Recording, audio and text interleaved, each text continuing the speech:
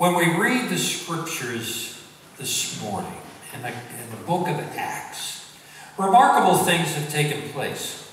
Just 2 months earlier, here is Peter promising to love Jesus and to follow him wherever he goes. And then what happens on the night of Christ's betrayal? I don't even know him. Peter is kind of flippant, and he promises things that he can't follow through on. But yet here we are, 2 months later approximately, and remarkable things have happened. Peter and John, filled with the Holy Spirit from Pentecost, have been sharing of the gospel message of Jesus Christ. In the process of sharing the gospel message, they are taking great risk and subsequently are going to be arrested. They will be placed into jail, by the way, a harbinger of things to come, because this is going to happen many more times throughout Acts, as we will learn. But while they are in jail, what happened to the church that day? It grew. How much did it grow by? 5,000 men. The Greek word is on there. It is not anthropos. It means man, not people or humankind. It grew by 5,000 men, which we must then make the assumption that also would include even more women and children. So perhaps 10, 11, 12,000 people that day came to know Jesus Christ. The church, while being persecuted, grew. Interestingly enough, that's going to set into play something that's going to happen to the church across the millennium. Every time the church is in persecution, it grows. Every time the church is in a healthy situation, it goes into decline. Early church, you have a series of events in the Roman Empire where there are persecutions. They come and they go.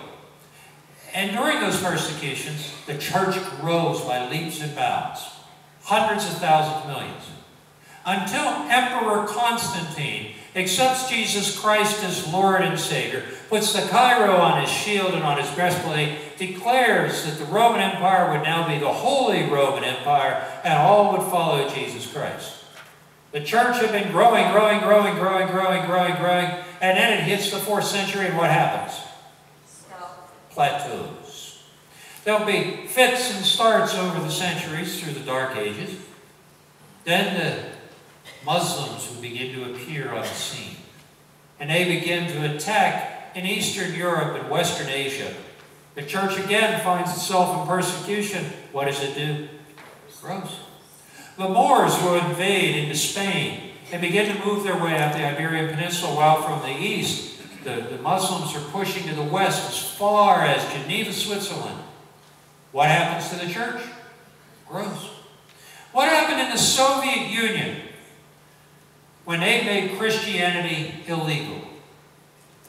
People went to their houses and house churches were formed and Christianity spread. What is going on today in China? In China, where it is officially legal to be a Christian, but there are only small pockets of churches. The illegal church is thriving like never before. Far more Christians in mainland China than there are in the United States. It's interesting that just a little over 150 miles from where you're sitting right now, we're in a country that has experienced some significant persecution and is still coming out. A little over a week ago, I flew with Presbyterian representatives from the United States. We landed in Havana, Cuba. That is the terminal building on the right. I use that term very loosely, by the way. And come out of the terminal, and that's the first picture I took. Look at those cars. They're everywhere. And I'm not being silly. They're everywhere. No matter where you go, you walk out on the street, you will see those cars. Because you see, Cuba was frozen in the year 1960. When the embargo was placed on it, nothing from the U.S. could go in. And by the way, it's a total embargo for all intents and purposes. If if something is made in the United States, exported to one of our trading partners, say Germany, Germany is prevented by international law from re-exporting that item to Cuba. So anything that originates in the U.S. cannot go to Cuba. As a result, they've had to take care of those cars, and they have machine shops in Cuba that make the parts to fix them because they can't get them anywhere else. Most remarkable. But I told you, it's frozen in time. Because when you drive down the street, regularly you will see people with horse and buggies or horse and wagon. This isn't for the tourist. This is how they get around. I probably saw close to 100 farmers, not with a tractor, but with a horse and a plow, preparing their fields the same way they did 200-300 years ago. Nothing has changed. It is frozen in time. By the way, the salaries are frozen in time. A teacher today with a master's degree, and I'm not talking about a pretend master's, I'm talking about a real master's. They're making $20 a month. Period. Pastors make $16 to $22 a month. Professors at the seminary with multiple PhDs make $40 per month. Well, the cost of living there is low. Cost of gas is $4 per gallon. You do the math. Food is provided free, but it is rationed. All food is rationed. Beef, only tourists get to eat beef. While we were at the seminary, they served us a hamburger patty one night for dinner. I thought the seminary students were going to cry. They were so excited to have prestigious guests there because they hadn't had beef in close to a year. There was a line, that's for a hamburger meat. There was a line outside of one of the stores, that's another term I use loosely, where it was a 2.5-hour wait to get a dozen eggs. You may get a dozen eggs once or twice a year. Medical care is free, and it's very good. They have some of the lowest infant mortality rates in the world, and they live as long as we do. But they can't get Tylenol. Guess where it's made? Or the company that makes it is based out of the United States. So how do doctors do their thing? The old-fashioned way. Herbs, cold water baths, alcohol bath, etc. The old-fashioned way. They have to do it the old-fashioned way. Education is free. That's not bad. Actually, they're very, very educated people, far more educated in the U.S.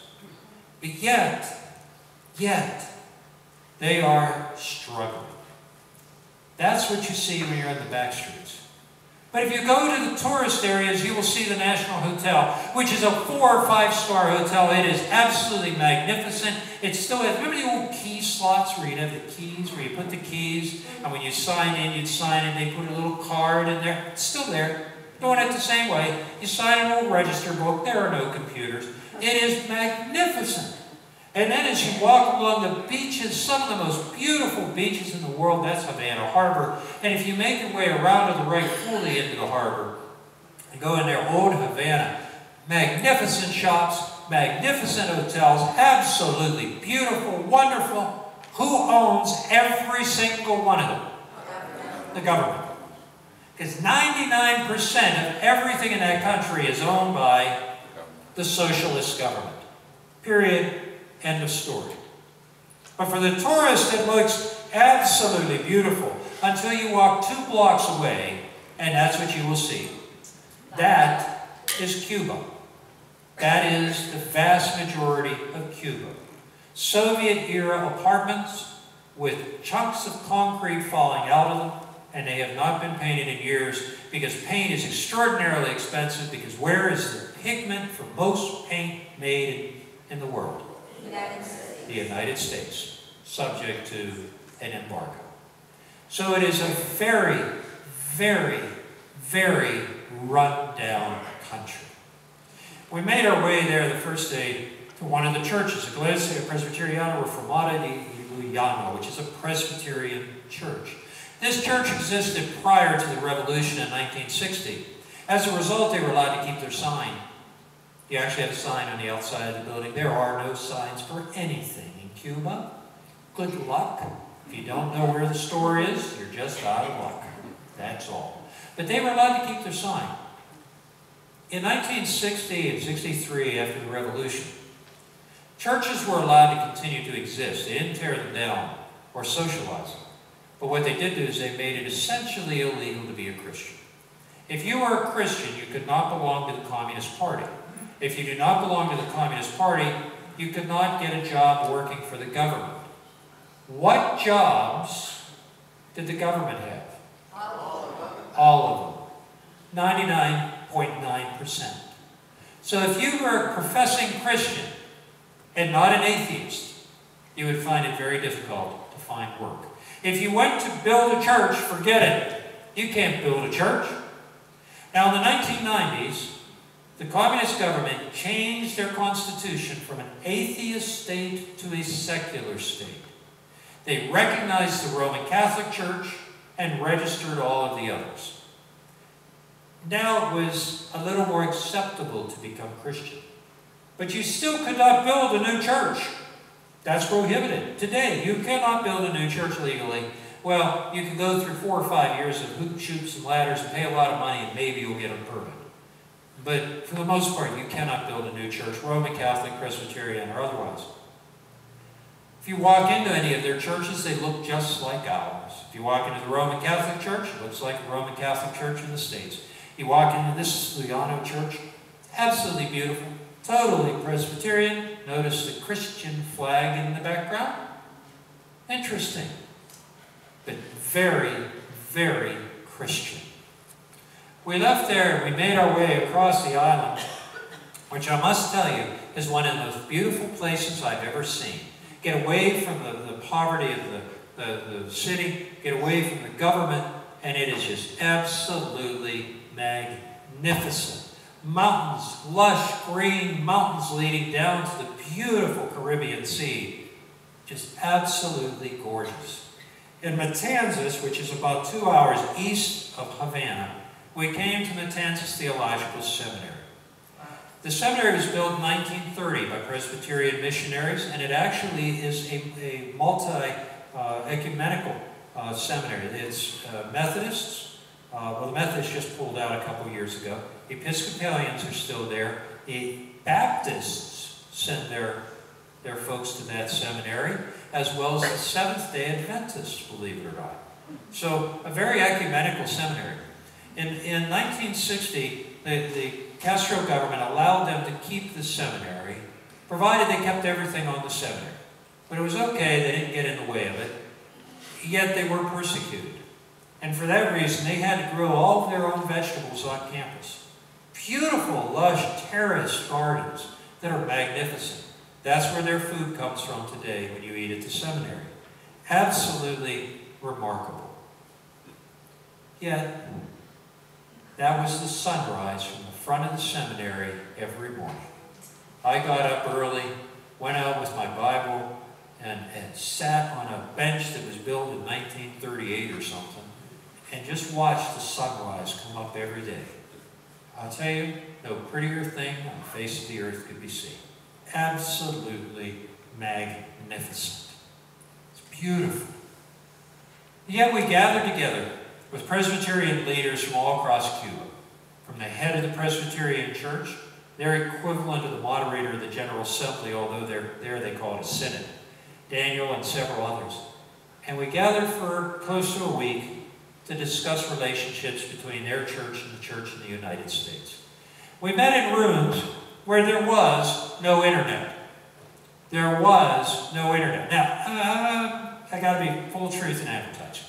If you went to the library and you had a plug, an Ethernet card, you plugged it into the Ethernet, you would get a 28K modem, which would permit you to perhaps send an email. It took me 45 minutes to send one email with no pictures. Really, truly it did. And it costs the seminary $700 a month for that connection. They make, how much? How much does a teacher make a month? You do the math. Who owns the internet? Government. Now, there is Wi-Fi. Not there. There is Wi-Fi. The Wi-Fi is located down in squares in the center of town. And you can get Wi-Fi. And I've got good news. They don't block it. The government doesn't block it. You can go to any website you want. However, it costs $2 for 1 hour of Wi-Fi. Anywhere on the island. Period. There is no free Wi-Fi. So $2 for 1 hour. How much are people making per hour? A secretary or a laborer is making $10 to $15 per hour. How are they going to come up with $2 to do Wi-Fi? Well, I don't know how they were doing it, but the kids and the millennials sure were doing it.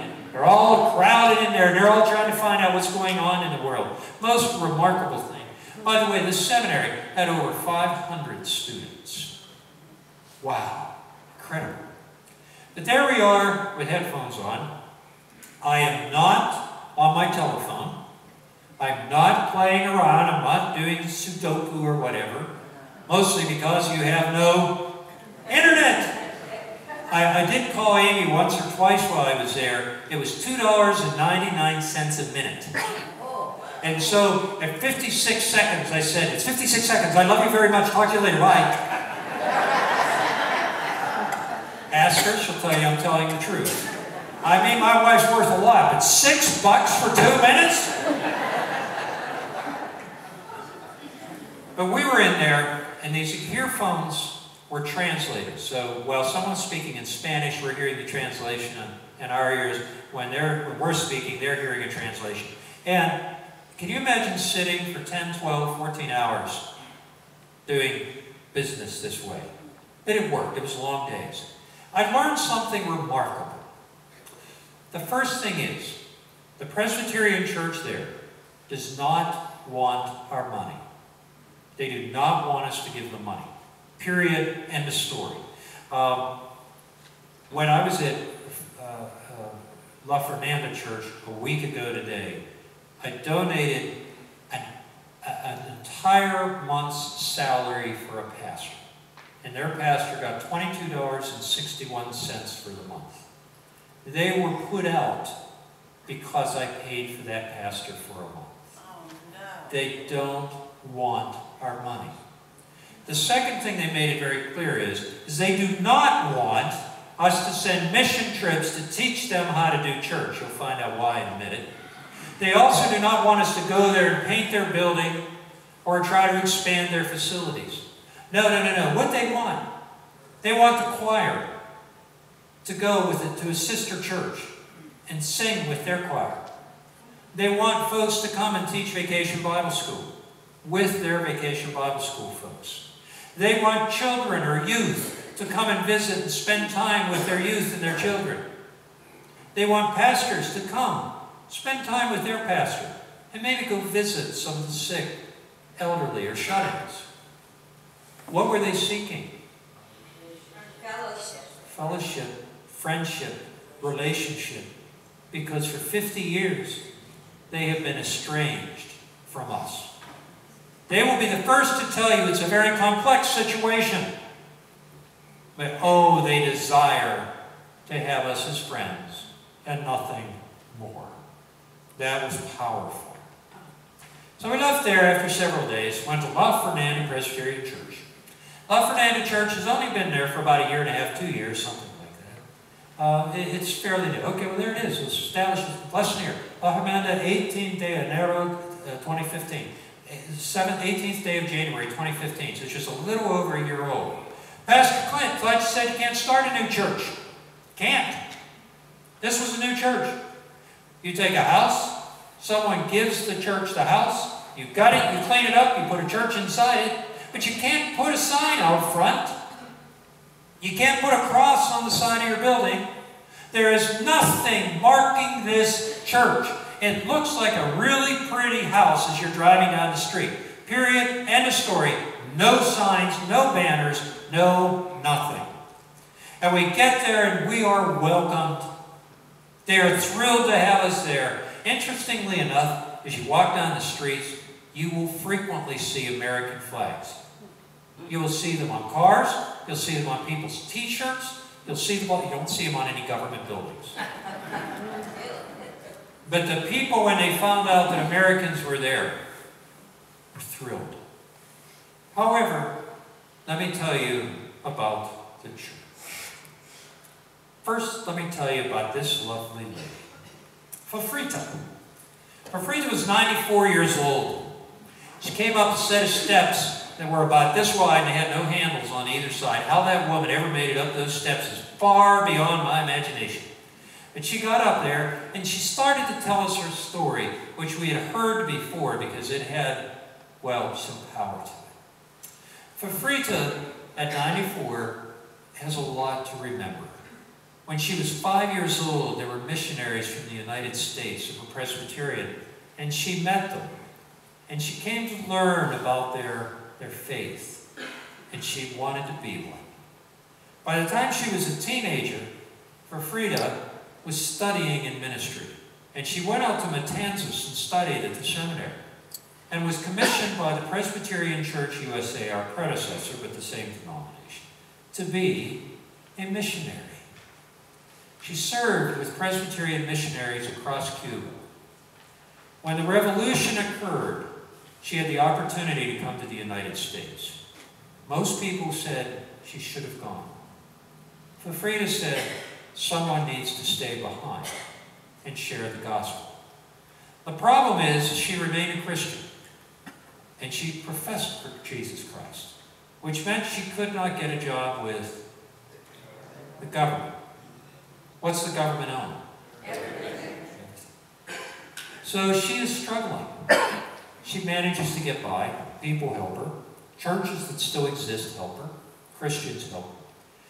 The odd thing is, she had worked enough years for the PCUSA, Presbyterian Church, that she had a pension, a small one, but a pension from the Presbyterian Church.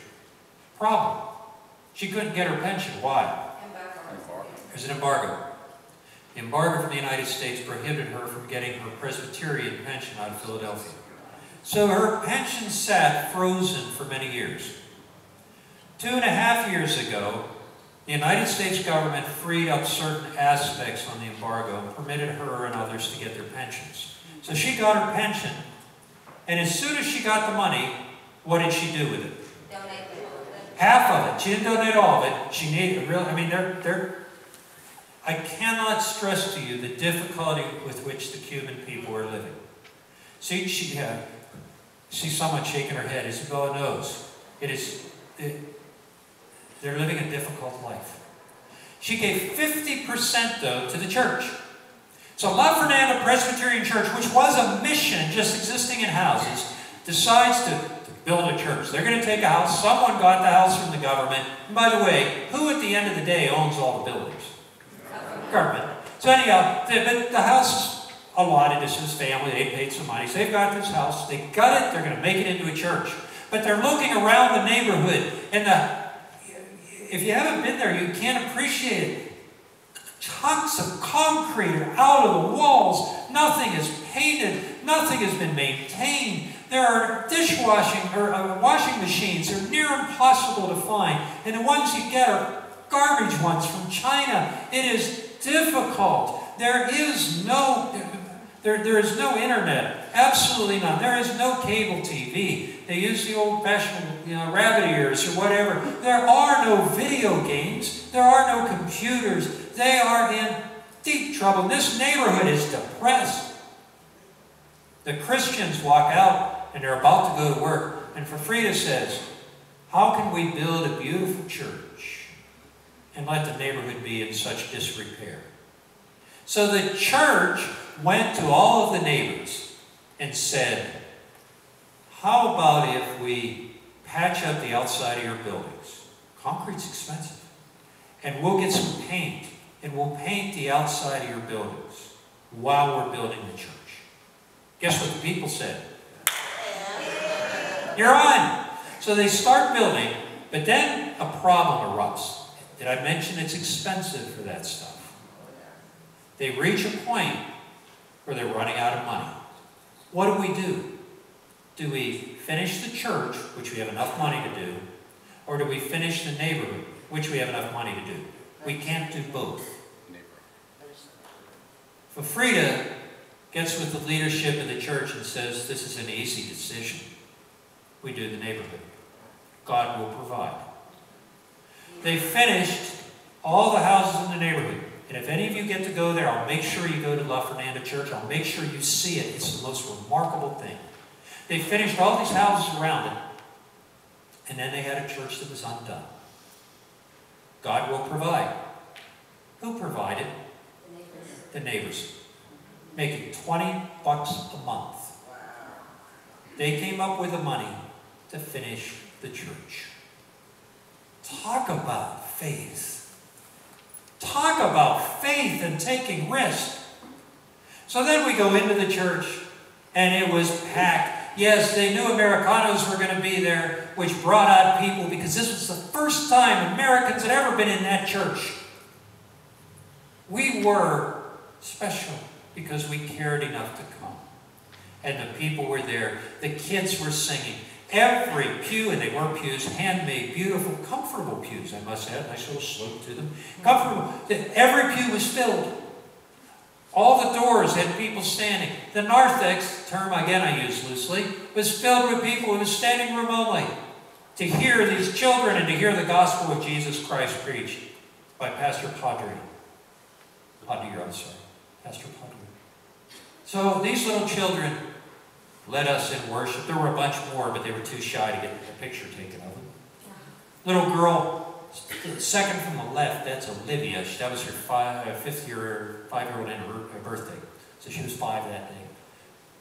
And then we were serenaded by a band that sang wonderful Cuban music. By golly, can those people play and sing? Wow, they were good. I bought a CD, but it proved to be scratched, so I can't do anything with it. So, but here's what I'm telling you. Despite the fact of the oppression, despite the work of the Cuban government and the communist government, despite the embargo, these people are spreading the gospel of Jesus Christ. That church was filled to capacity. There is no sign on the front of the church. There is no banner on the front of the church. There is no cross on the front of the church. Yet the people were coming. How? The people are sharing the gospel and the love of Jesus Christ. Which leads me to this. The apostles took their faith and put it into action. They could not remain silent and remain followers of Jesus Christ. At the same time, I saw that with many of the Cuban churches. Despite the oppression, despite the challenges, they are sharing the gospel of Jesus Christ. They're not ashamed to do it. And guess what? We are called to do the same. To share the love in a real material way with the world around us, the love of Jesus Christ. But Peter and John took grave risk in sharing the gospel. They will be jailed time and time again. Paul will be jailed time and time again. Every Christian that was in a persecuted country has faced it time and time and time again. What do you think they're facing there? Even today, there's still ostracism on being a Christian in that country because of the government and its policies. They are taking risks. How many of us are willing to take risks for Jesus? How many of us are so comfortable where we are, we can't get out of our comfort zone? I'm very disappointed at times when we ask for help to teach Sunday school or to teach the Wednesday night programming. Because people would say, I've already done that before. I don't need to do it again. I'm too old. There are enough other people in the church. Let one of them do it. We pay people. Let them do it. And in so doing, what happens to the church across the United States of America? What do they do? They're sharing the gospel. And they don't wait for somebody else to do it. They step up and do what they can. Frida was 94 coming up those steps. Remarkable. You know, they're just willing to take the risks.